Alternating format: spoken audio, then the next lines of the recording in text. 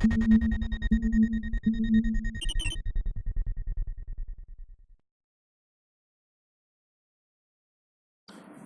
guys, so we are back to continue our old topic, sequential circuits.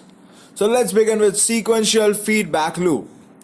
The two inverters or NOT gates are connected in series with the output at Q fed back to the input. Unfortunately, this configuration never changes state because the output will always be the same, neither 1 or 0. It is permanently set.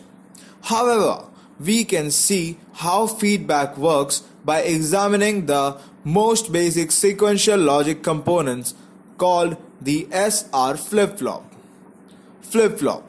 Flip-flop is a sequential circuit which generally samples its input and changes its output only at a particular instant of time and not continuously. Flip-flop is said to be edge sensitive or edge triggered rather than being level triggered like latches.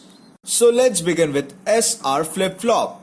It is basically SR latch using NAND gates with an additional enable input.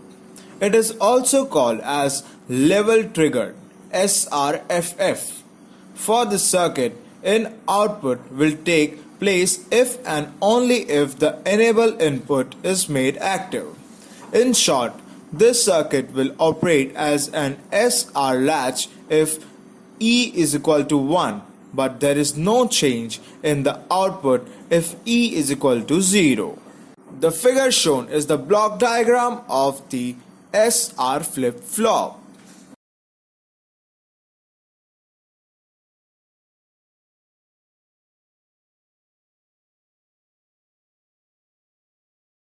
Now let's begin with the operation of the flip-flop. We'll give different conditions at the input, that is at S and R, and accordingly we'll see the operation. Let's begin with if S and R both are 0. The condition is no change. If S is equal to R is equal to 0, then output of NAND gate 3 and 4 are forced to become 1, and hence R' and S' both will be equal to 1. Since S' and R' are the input of the basic SR latch using NAND gates, there will be no change in the state of the output. Condition 2. When S is equal to 0, R is equal to 1, E is equal to 1. Since S is equal to 0, output of NAND 3, that is S' is equal to 1 and E is equal to 1, the output of NAND 4, that is R' is equal to 0. Hence, Qn plus 1 is equal to 0 and Qn plus 1 bar is equal to 1. This is reset condition. Condition 3. When S is equal to 1, R is equal to 0, E is equal to 1. Output of NAND 3, that is S' is equal to 0 and output of NAND 4, that is R' is equal to 1. Hence, output of SR NAND latch is Qn plus 1 is equal to 1 and Qn plus 1 bar is equal to 0. This is reset condition. Condition 4. S is equal to 1, R is equal to 1 and enable pin is equal to 1. As S is equal to 1, R is equal to 1 and enable pin is equal to 1, the output of NAND gates 3 and 4 both are 0, that is S' is equal to R' is equal to 0.